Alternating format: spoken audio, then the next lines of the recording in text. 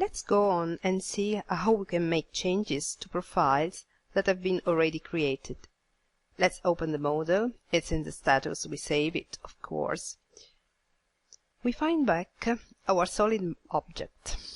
So let's identify the profile that we are going to change. For instance, by enlarging the model structure, we select it, context menu, add it to the profile.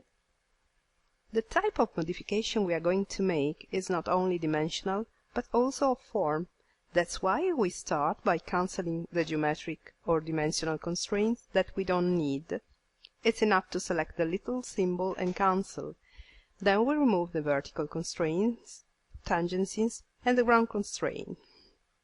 Finally, we insert a line between the midpoint of the bottom line and the center of the arc. We make this line a reference. Reference lines are lines actually not involved in the solid object. They're not supposed to generate faces, but they are elements that are used within the profile as references for dimensions or geometric constraints.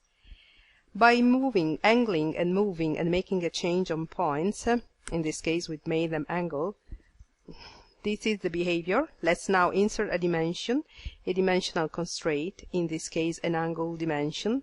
We position it, then, by added dimension, we insert the exact value and we rebuild it. Otherwise, we can insert the dimension, in this case on the central axis, and before placing it, we can enter the desired value, 70 in this case. Let's place the dimension.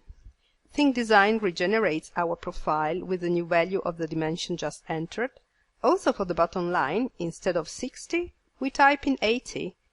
We place the dimension. Once more, the program regenerates our profile with the values that we have entered. By making some more dynamic movements to see how our profile behaves with the constraints that have been inserted so far, we noted that the two angle lines can move and stretch. So we decide to add a geometric constraint of equal length. In other terms, those two lines will have to have identical lengths. By checking the profile, we noted that ThinkDesign detects that there are still 2 degrees of freedom. That is, from the geometrical point of view, our entities are well defined in terms of dimension and geometric constraints, except for the position, which is not yet defined. In fact, by dragging an element, we notice that the whole profile moves. Therefore, the sizes of the shape don't change, but the position is free in the XY plane so far.